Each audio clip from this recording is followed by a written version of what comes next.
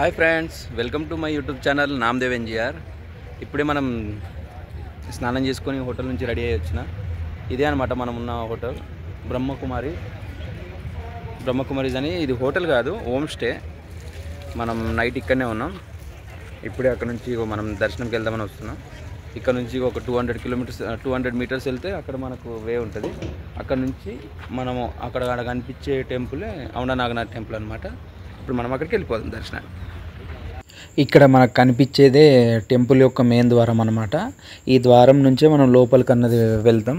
ఇక్కడ నుంచి కొంచెం దూరమే ఉంటుంది అనమాట. కొంచెం ముందుకు వెళ్ళగానే మనకు టెంపుల్ వచ్చేస్తుంది. ఇగో ఇప్పుడు మనం ఇక్కడ నుంచి వెళ్ళేటప్పుడు ఇక్కడ ఈ పక్కన షాపులన్నీ పూజా సామాగ్రి అన్నది అమ్ముతారు. ఇక్కడ మనకి ఏది కావాలంటే అది మనం తీసుకొని లోపలికి అన్నది వెళ్ళాలన్నమాట. ఈ టెంపుల్కి వెళ్ళడానికి 2 మార్గాలు ఉంటాయి. ఇప్పుడు మనం వచ్చేది ఒకటి, ఇప్పుడు మనం వెళ్తున్నాం కదా ఈ మార్గం. ఇది కాకుండా దీంతోపాటు ఇంకొకటి కూడా కొంచెం ముందుకెళ్ళి రైట్ సైడ్లో ఇంకొకటి కూడా ఉంటుంది. అది కూడా మెయిన్ ఎంట్రన్సే. దీనికి 2 మార్గాలు ఉంటాయి. అది కూడా మీకు ఇప్పుడు కొంచెం ముందుకు వెళ్ళగానే అది కూడా చూపిస్తా. ఇది ఒక ద్వారం. ఇది కాగానే ఇప్పుడు మనం ఇంకో ద్వారం కూడా ఉంటుంది. ఇది కూడా మెయిన్ ఎంట్రన్సే, అది కూడా మెయిన్ ఎంట్రన్సే. ఇగో ఇది చెప్పే కదా ఇంకోటి ఉందని, ఇదే అన్నమాట. ఇక్కడ నుంచి మనం కొంచెం ముందుకెళ్ళగానే ఇక్కడ కూడా పూజా సామాగ్రి అన్నీ దొరుకుతాయి. ఎందుకంటే ఇప్పుడు మనం ఎర్లీ మార్నింగ్ వచ్చినాం కాబట్టి ఇక్కడ అన్ని షాపులు అన్నీ ఇక్కడ మూసినవి ఉన్నాయి కదా. ఇట్లా కొంచెం ముందుకెళ్ళగానే ఇక్కడ మనకు కనిపిస్తున్న విగ్రహం వచ్చేసి మన మాత అహల్యాబాయి హోల్కర్ గారిది అనమాట. ఇక్కడ ఔరంగజేబులు ఈ టెంపుల్ కూడా ధ్వంసం చేశారు. అప్పుడు ధ్వంసం చేసినప్పుడు ఈవిడే మళ్ళీ ఇక్కడ ఈ టెంపుల్ని మళ్ళీ పునర్నిర్మించారు తను. ఎందుకంటే ఇక్కడ ఈ టెంపులే కాదు, మనకు పర్లి వైద్యనాథ్, కాశీ విశ్వనాథ్, మళ్ళీ ఇక్కడ చాలా టెంపుల్స్ ఈవిడే మళ్ళీ పునర్నిర్మించారనమాట. ఆవిడ విగ్రహమే ఇది.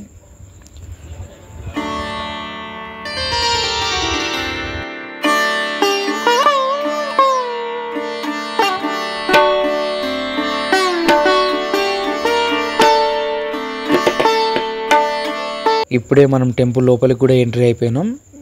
ఎంట్రీ కాగానే మనకి ఇక్కడ రైట్ సైడ్లో మనకు క్యూ లైన్లు కనిపిస్తాయి. ఇక్కడ క్యూ లైన్లో ఇప్పుడు ఖాళీగా ఉంది. నార్మల్గా అయితే ఇది రష్ ఉన్నప్పుడే దీంట్లో నిలబడాలన్నమాట. ఇక్కడ ఈ టెంపుల్లో ఒక స్పెషాలిటీ అన్నది ఉంటుందన్నమాట. నార్మల్గా అయితే అన్నిటి దగ్గర మన శివలింగానికి ముంగట ఉంటుంది కదా నంది, కానీ ఈ టెంపుల్లో వెనకాల సైడ్ ఉంటుంది అనమాట. అది ఎందుకోసం ఉంది అని అంటే, పాండురంగుని యొక్క భక్తుడు నామదేవ్ మహారాజ్ అని ఉంటాడు. నామదేవ్ మహారాజు పాండురంగుని యొక్క ప్రియ శిష్యుడు అనమాట. నామదేవ్ మహారాజు ఇక్కడ శివరాత్రి రోజు ఈ టెంపుల్కి వస్తాడు. ఈ టెంపుల్కి వచ్చిన తర్వాత ఇక్కడ ఉన్న దళితుల్ని అందరినీ పిలిచి ఇక్కడ దాని ముంగట కీర్తన చెప్తుంటాడు. కానీ ఇక్కడున్న పండితులకు, పూజారులకు అందరికీ అది నచ్చదనమాట. ఎందుకు నువ్వు వీళ్ళందరినీ తీసుకొని లోపలికి ఎట్లా వచ్చినావు ఈ టెంపుల్ దగ్గరికి, నువ్వు ఈ టెంపుల్ ముందు నిలబడొద్దు, నువ్వు ఫస్ట్ ఇక్కడ నుంచి వెళ్ళిపో, వెనకాల సైడ్ పోయి చెప్పు అని చెప్తారనమాట. నామదేవ్ మహారాజు వాళ్ళందరినీ తీసుకొని వెనకాల సైడ్ వెళ్తాడు. అయితే నార్మల్గా ఈ టెంపుల్ది ద్వారం వచ్చేసి తూర్పు సైడ్ ఉంటుంది. కానీ నామదేవ్ మహారాజు వెనకాల సైడు వెళ్ళి చెప్తుంటాడు కదా, ఆటోమేటిక్గా దీని ద్వారం అన్నది డైరెక్ట్ పశ్చిమం సైడ్ అయిపోతుంది. అందుకోసమే ఇక్కడ ఈ నంది అన్నది వెనకాల సైడ్ ఉంటుంది అనమాట. నామదేవ్ మహారాజు వెనకాల వచ్చి చెప్తున్నాడు కదా, అందుకోసమే ఆటోమేటిక్గా టెంపుల్ అన్నది తిరిగిపోయింది. पूर्व दिशा के दरवाजे के सामने खड़े होकर भजन कीर्तन सुना। उस समय यहाँ का मेला था, महाशिवरात्रि का दिन था। लाखों संगत दर्शन के लिए आई थी, तो बाबा जी के पास जाके रुक गई थी। रुकने के कारण वहाँ के पुजारी लोगों को, पंडित लोगों को अच्छा नहीं। बाबा जी को कहने लगे, कहाँ से आए हो? छोटे जात को नीच जात, मंदिर में आने की इजाजत किसने दी आपको? मंदिर में रुकना नहीं, मंदिर के पीछे जाके भगत नामदेव जी को धक्का मुक्की देके मंदिर के पीछे हकार दरबार शंकर जी के लेके आए। मेरा भक्त 350-400 लड़के फौज से आया है और मेरे दरबार में उनको धक्का मुक्की मिली। इस वजह से बड़ा मंदिर ऑटोमेटिक उनके भक्ति से पूर्व दिशा से पश्चिम दिशा घूम गए। वो मंदिर की कहावत गुरु ग्रंथ साहिब में लिखी गई है। ఇది టెంపుల్ యొక్క వెనకాల సైడ్ ఉంటుందన్నమాట. ఇది ఇప్పుడు ఎవరైతే ఈ మహారాజు వచ్చి చెప్పాడు కదా, ఇదంతా దత్త మందిర్ అనమాట, దత్తమఠ అంటారు. ఈ వెనకాల సైడ్ ఈ స్వామీజీ వాళ్ళందరూ ఉంటారనమాట. ఇక్కడికి వచ్చిన భక్తులకు అందరికీ నామదేవ్ మహారాజ్ యొక్క ఈ టెంపుల్ యొక్క హిస్టరీ, టెంపుల్ ఇట్లా తిరిగిపోవడానికి కారణం ఏంటి అని అందరికీ తెలియదు కదా. అందుకోసమే ఈ నామదేవ్ మహారాజ్ గురించి ఈ స్వామీజీ ఇప్పటి వరకు చెప్పాడు కదా, అది హిందీలో చెప్పాడు. అదే మీకు అందరికి కలిపి నేను తెలుగులో చెప్పాను అనమాట. ఈ టెంపుల్కి వచ్చేసరికి మనకు సేమ్ పర్లీలో ఏదైతే కన్ఫ్యూజన్ ఉందో ఇక్కడ కూడా సేమ్ అదే రిపీట్ అవుతుంది. ఎందుకంటే ఇది మన 12 జ్యోతిర్లింగాల్లో ఇది కూడా ఒక జ్యోతిర్లింగం అని ఇక్కడున్న వాళ్ళు అనుకుంటారు. కానీ వాస్తవానికి అయితే ఔండా నాగనాథ్ అన్నది పూర్తి జ్యోతిర్లింగం కాదు. ఎందుకంటే అది ద్వారకలో ఉన్న నాగేశ్వర టెంపుల్ ఏదైతుందో అది అసలైన జ్యోతిర్లింగం. కానీ ఇక్కడున్న వాళ్ళు ఇక దీన్ని కూడా జ్యోతిర్లింగంగానే పూజిస్తారు. పూజించడంలో తప్పులేదు కదా.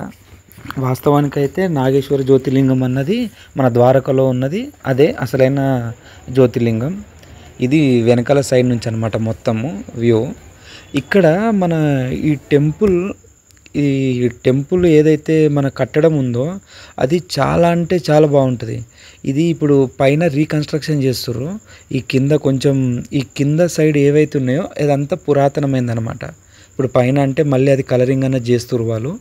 ఇక్కడ చూడండి మీరు ఒకసారి ఈ స్తంభాలు, గజ స్తంభాలు, ఆ కింది చూడండి. ఇది పైనదంటే కొత్తగా అవుతుంది. ఈ కింద ఉన్నదంతా మన దాని మీద ఉన్న శిల్పాలు కానీ అవన్నీ చాలా అంటే చాలా బాగుంటుంది ఇక్కడ ఈ టెంపుల్ దగ్గర.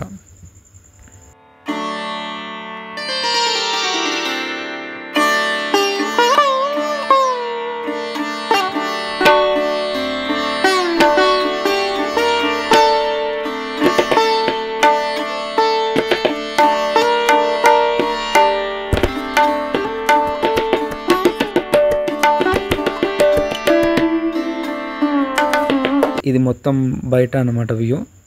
ఇప్పుడు మనం దర్శనానికి లోపలికి వెళ్ళిపోదాం. మీకు అప్పటి నుంచి చెప్పిన కదా వెనకాల సైడ్ ఉంటుంది నంది అని. ఇప్పుడు ఇగో ఇదే ఆ నంది అనమాట. మనకు వెనకాల సైడ్ ఉన్నదే ఈ నంది. నార్మల్గా అయితే మనకు టెంపుల్ ముందు ఉండాలి కదా, ఇది వెనకాల సైడ్ ఉంటుంది ఇక్కడ ఈ నంది. ఇప్పుడు మనం లోపలికి వెళ్తాం. మీకు అప్పటి నుంచి చెప్తున్నా కదా, ఇది కట్టడం అన్నది చాలా బాగుంది, పురాతనమైనదని. ఇది చూడండి దీని స్ట్రక్చర్ అవన్నీ. మనకు ఇక్కడే ఫస్ట్ మనం టెంపుల్లోకి వెళ్తుంటే ఇక్కడ వినాయకుని టెంపుల్ ఉంటుంది, చిన్నగానే ఉంటుంది. ఈ వినాయకుడిని ఇక్కడ మనం దర్శనం చేసుకొని మనం లోపలికి వెళ్ళిపోతాం. పదండి.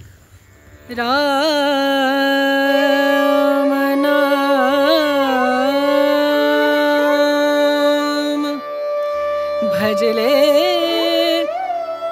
राम नाम सुखधाम, भजले राम नाम सुखधाम, भजले राम नाम सुखधाम।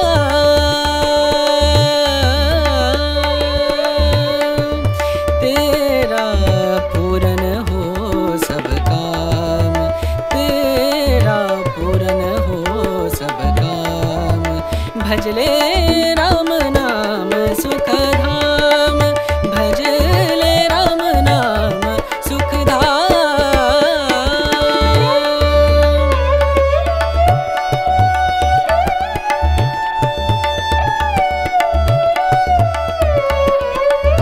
ఇప్పుడే మనం గర్భగుడి లోపలికి కూడా ఎంట్రీ అయిపోయినాం. ఇదే మన టెంపుల్ యొక్క గర్భగుడి అనమాట. ఇక్కడ స్పెషల్ ఏంటంటే ఇది ఇక్కడ ఈ టెంపుల్ అంతా స్పెషల్గానే ఉంటుంది. ఎందుకంటే మనం ఏ టెంపుల్కి పోయినా కానీ మనం పైనే దర్శనం చేసుకుంటాం, లింగం అన్నది పైనే ఉంటుంది. కానీ ఇది ఇక్కడ మనం భూగర్భంలో ఉన్నట్టు ఉంటుంది అనమాట. ఇప్పుడు వాళ్ళందరూ దిగుతున్నారు కదా, అది దాని లోపలికి దిగి మనం లోపలికి వెళ్ళాలన్నమాట. మనం లోపలికి వెళ్ళిన తర్వాత నిల్చోవడానికి అసలు ఆప్షనే ఉండదు.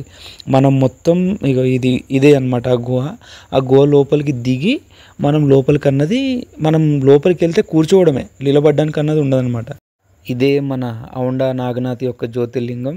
మీరు కూడా అందరూ ఒకసారి దర్శనం చేసుకోండి. ఎందుకంటే ఇక్కడ లోపల కెమెరా అన్నది అలవ్ లేదు. అయినా కూడా నేనే చాటుగా మీ అందరికీ చూపించాలన్న ఉద్దేశంతో ఈ వీడియో అన్నది షూట్ చేస్తున్నా. ఈ నాగేశ్వరుని యొక్క ఆశీర్వాదాలు నా సబ్స్క్రైబర్స్, నా వ్యూవర్స్కి అందరికీ ఉండాలని మనస్ఫూర్తిగా భగవంతుణ్ణి వేడుకుంటున్నా. ఇక్కడ ఎప్పుడైతే బ్రహ్మోత్సవాలు జరుగుతాయో ఇక్కడ ఈ రథం పైనే ఊరేగింపు అన్నది జరుగుతుంది అనమాట.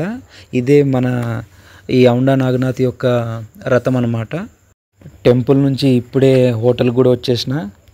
మీ అందరికీ ఒకటే రిక్వెస్ట్, ఎందుకంటే ఈ వీడియో చూస్తున్న వాళ్ళందరూ కూడా మన ఛానల్ని తప్పకుండా సబ్స్క్రైబ్ చేసుకొని ఈ వీడియోని లైక్ చేయండి, మరియు మీ అమూల్యమైన కామెంట్స్ని కూడా తెలియజేయండి.